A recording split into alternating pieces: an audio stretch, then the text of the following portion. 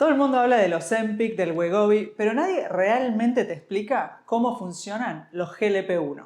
Lo que tienen que explicarte es cómo funciona un GLP-1 y qué pasa una vez que lo dejas. Hoy te lo explico, sin marketing, sin susto, con ciencia real. Soy Gloria de Metromed Health en Memphis, Tennessee. Estas son cosas que siempre le explico a mis pacientes antes de comenzar tratamientos con un GLP-1.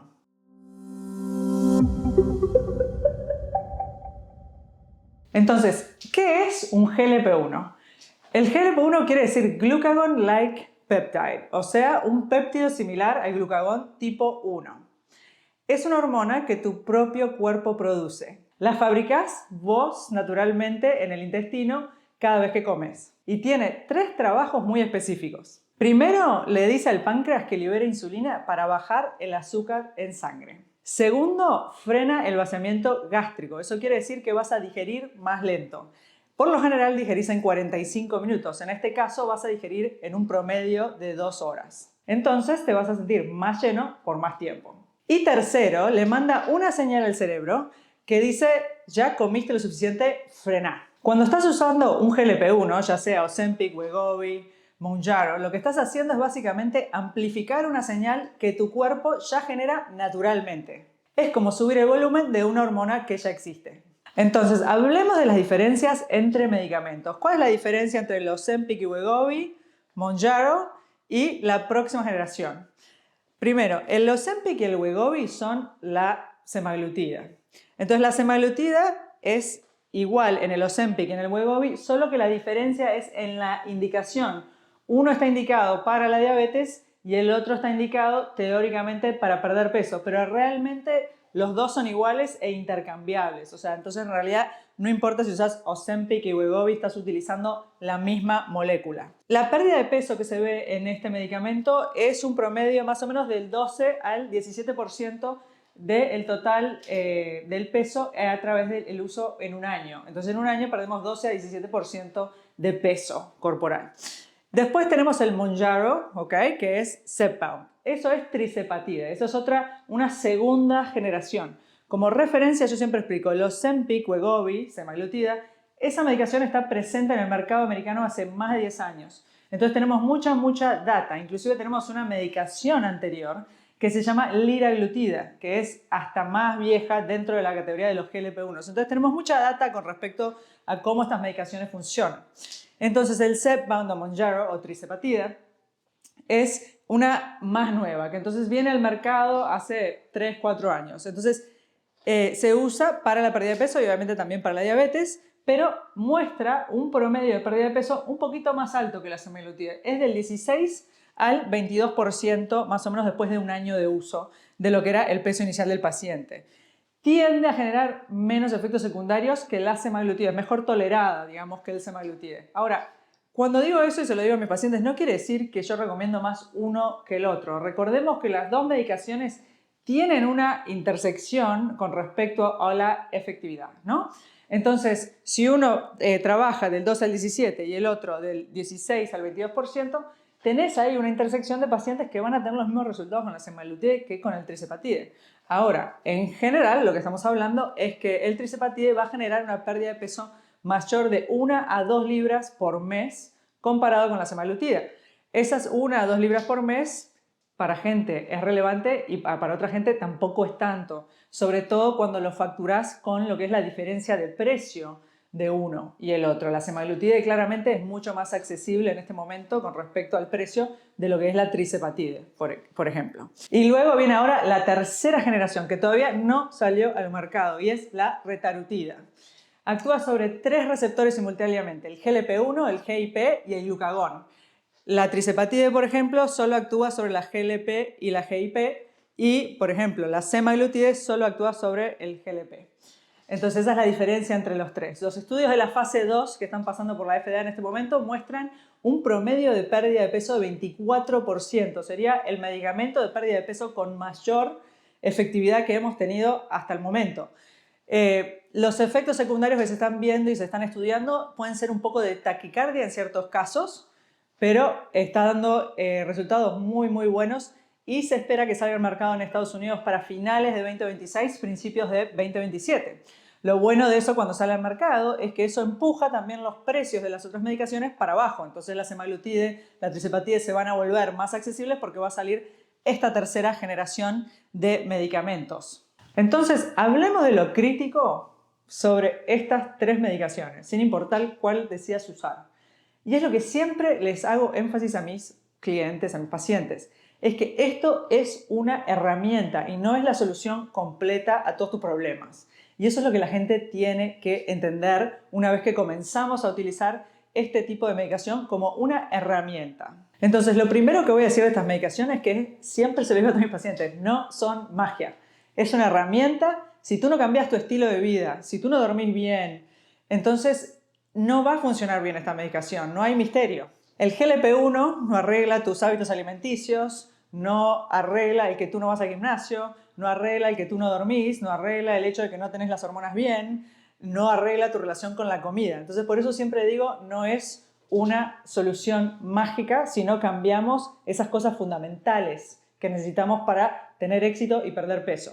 Número 2, siempre les advierto a mis pacientes que pueden perder músculo. Entonces es muy importante poner estrategias que van a prevenir que tú pierdas músculo. Esto es algo que pasa con cualquier programa de pérdida de peso. Si tú empezás a perder mucho peso, vas a también no solo perder grasa, pero vas a perder músculo si tú no mantienes un nivel de proteína adecuado. Entonces, esto es importante, que si vas a usar un GLP-1, tengas en consideración lo que puede ser la pérdida de músculo. Entonces, ¿qué hacemos para no perder músculo cuando estamos usando uno de estos medicamentos? Entonces, primero, el mantener el músculo es sumamente importante porque es uno de tus tejidos activos. O sea, básicamente, cuando más músculo tenés, más calorías uno quema cuando uno está en reposo. Entonces, para prevenir la pérdida de músculo, cuando estamos perdiendo grasa rápidamente, peso rápidamente con una de estas herramientas, lo que vas a hacer es vas a tener que comer 125 a 150 gramos de proteína por día.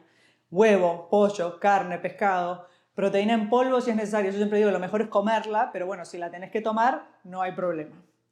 Lo otro para mantener el músculo es tenés que hacer ejercicios de fuerza 2 veces por semana, mínimo a 3.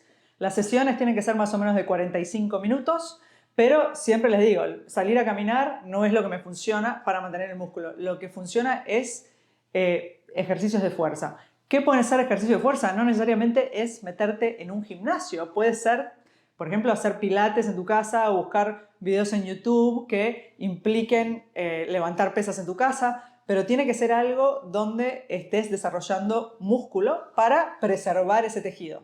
Acordate también que cuando preservas músculo mientras perdés peso, tu metabolismo basal mejora. ¿Qué quiere decir eso? Tu metabolismo basal son la cantidad de calorías que tú quemás cuando estás en reposo. Cuanto más músculo tenemos, más calorías se van a estar quemando mientras tú inclusive estás sentado en la computadora en el trabajo. Entonces, hablemos como número 3 de los efectos secundarios. ¿Cuáles son los más comunes de los efectos secundarios que vemos con esta medicación?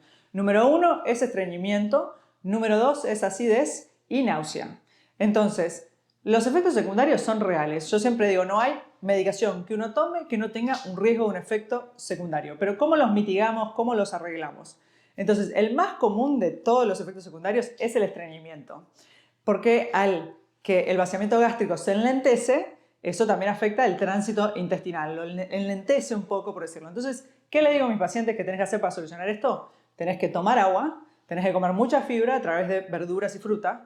Y la otra es también a veces a usar un ablandador de materia fecal como el Docusate Sodium, lo que le decimos Colase en Estados Unidos. Y que no hay que esperar que sea un problema para tratarlo, hay que prevenirlo. El segundo efecto secundario más común es la acidez estomacal. Eso también pasa por la digestión lenta. Entonces, ¿qué tenemos que hacer para eso? Es comer porciones más pequeñas y continuas y no dejar que el estómago esté vacío por muchos periodos de tiempo. Y después el tercer efecto secundario del que hablamos mucho es las náuseas. Las náuseas generalmente se presentan 24 o 48 horas después de la inyección. Entonces lo que hacemos es, en ciertos pacientes les damos un antiemético como el Zofran o algo de eso para que lo tomen cuando se dan la inyección. Entonces para prevenir el tema de las náuseas. Tampoco sirve estar con el estómago vacío, eso también fomenta las náuseas. Y hay pacientes que inclusive se benefician de separar la dosis en 2 inyecciones en vez de una si las náuseas son severas, lo que le decimos microdosing, que entonces lo dividimos lo que sería la dosis original en 2 inyecciones, por ejemplo, en vez de darte una los lunes, te damos una los lunes y otra los jueves, y entonces tienen menos efectos secundarios. Otro efecto secundario que la gente habla mucho, pero no se ve mucho como un efecto secundario común, es la fatiga. La gente dice, yo me siento muy cansado. Y eso pasa por varias cosas. Uno es porque la gente deja de comer en una frecuencia regular y eso se combina con una glucosa en sangre que está por lo general más baja de lo que tú normalmente estás acostumbrado. ¿Qué vamos a hacer para lidiar con la fatiga? Vamos a comer en intervalos más frecuentes de 4 horas más o menos, asegurarnos de estar comiendo. Mucha gente me dice, ay no, desayuné y después no comí hasta las 5 de la tarde. Bueno, si haces eso, te va a bajar el azúcar y te vas a sentir no solo fatigado, pero cuando quieras comer vas a tener ganas de comerte todo. Entonces es muy importante comer comidas sanas cada 3-4 horas para que el nivel de azúcar en sangre se mantenga estable y no te dé fatiga. Y como siempre digo, estos efectos secundarios, cómo manejar bien un GLP-1, siempre tiene que ser con la ayuda de un profesional médico que sepa lo que están haciendo, no simplemente pedir las cosas de China, buscar en Google y tratar de ver cómo funciona, o ir a la farmacia y comprarlo sin receta médica, porque sé que en algunos países uno puede ir y comprarlo sin receta médica. Entonces es muy importante que estas medicaciones, que son muy potentes y muy efectivas, sí un médico te ayude a ser tu guía y ayudarte a utilizarla correctamente. Entonces, hablemos de para quién tiene sentido utilizar esta medicación. ¿Quién la tiene que usar? Yo siempre digo que cualquier persona que quiera perder peso la puede usar. Para la mayoría de pacientes que buscan perder peso les va a ayudar y nunca hay un problema con esta medicación siempre y cuando haya supervisión. Como decíamos antes, hay problemas cuando la gente la compra sin supervisión médica y la usan como quieren. Lo importante de tener un profesional médico también es que te haga los exámenes correspondientes de sangre antes de empezar a utilizar esta medicación. Entonces, ¿qué son esos exámenes? Por ejemplo, una de las cosas que nosotros siempre chequeamos es que no tengas hipotiroidismo o una tiroide subóptima. Otra cosa que chequeamos es que no seas diabético, para empezar. Por ejemplo, una persona si empieza desde el punto de ser diabético, le va a costar mucho más perder peso hasta que logremos regular lo que es la insulina, la glucosa en sangre. Cuando uno no regula la glucosa en sangre, le cuesta perder peso. Entonces, esas son cosas que uno tiene que verlas antes de comenzar este tratamiento para asegurarnos de que no haya otra condición médica que es lo que está frenando la pérdida de peso desde el principio. La otra cosa que el profesional médico tiene que hacer es tener una balanza que haga composición corporal. ¿Por qué? Porque no solo importa que tú pierdas peso, pero como hablábamos anteriormente, lo que importa es que tú mantengas tu músculo y bajes tu grasa. Por ejemplo, estamos buscando en las mujeres que el porcentaje de grasa total sea menor al 34% de grasa corporal. En los hombres es más bajo, estamos buscando alrededor de un 24% de grasa corporal. ¿Por qué? Porque lo que importa es que tú no termines con lo que le decimos obesidad sarcopénica, que quiere decir que sos flaco pero estás lleno de grasa y no tenés músculo. Eso tampoco a largo plazo en términos de longevidad no sirve. Entonces, hablemos de qué son cosas que veo en la clínica. Y una de las cosas que veo muy frecuentemente son pacientes que se transfieren que me dicen, a mí los GLP-1 no me funcionan. Y eso es real, de cierta manera, y siento mucha empatía por la gente que viene y me dice eso. Entonces, mi primera pregunta es, ¿te explicaron cómo tenías que comer usando esta medicación? ¿Te dieron una estructura de ejercicio para utilizar esta medicación? Y te monitorearon la composición corporal cuando empezaste a usar esta medicación. Esas son las 3 preguntas que siempre hago. ¿Te enseñaron qué comer?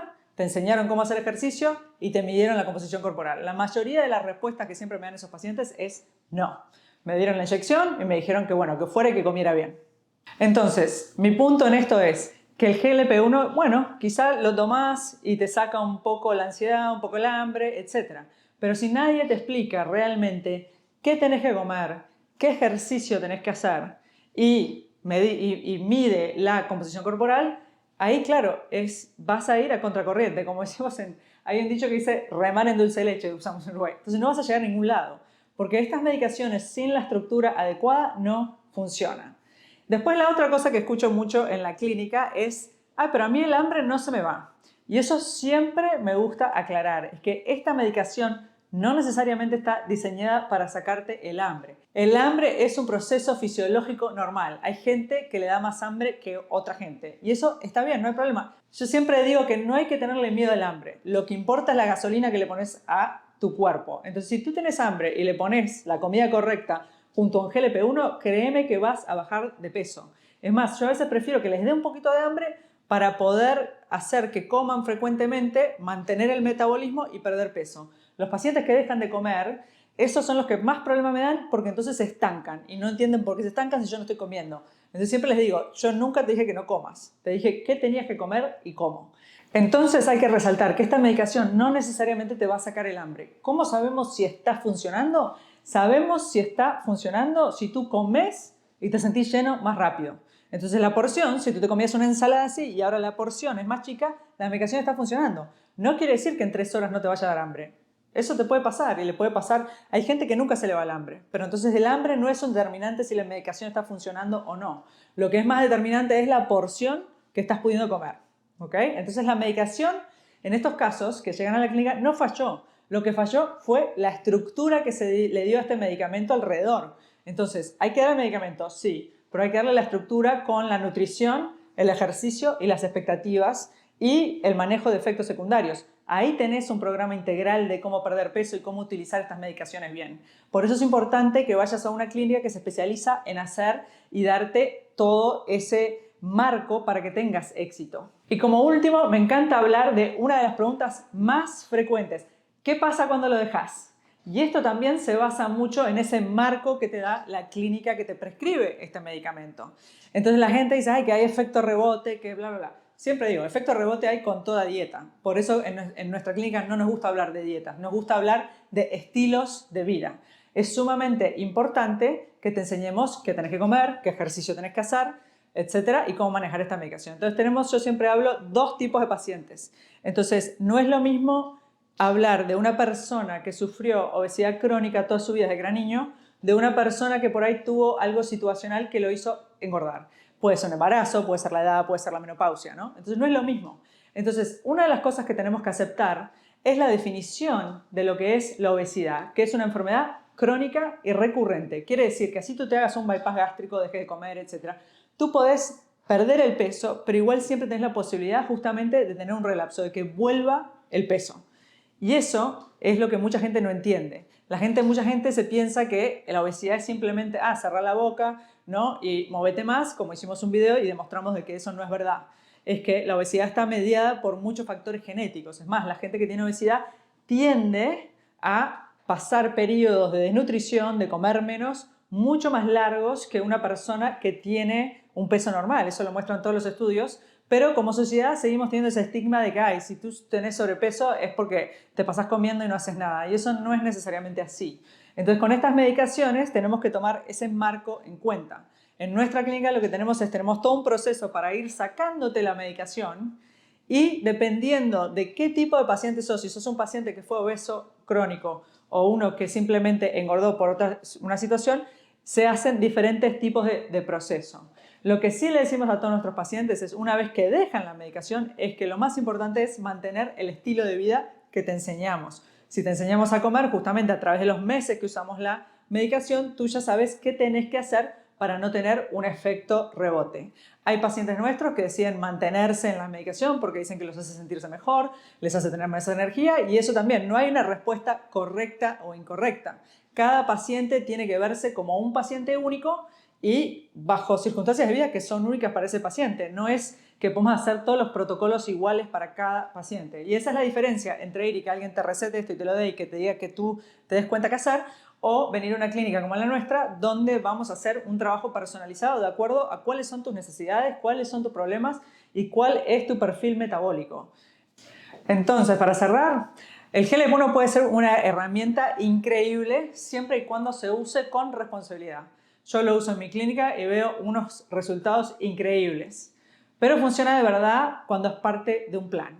Cuando hay seguimiento, cuando hay análisis, cuando hay nutrición, cuando hay movimiento, cuando alguien te acompaña. No solo te receta. Si estás pensando en empezar un GLP-1 y te interesa y estás en Estados Unidos, siempre puedes hacer clic en nuestro link para hacer una cita con nosotros y empezar tu transformación total.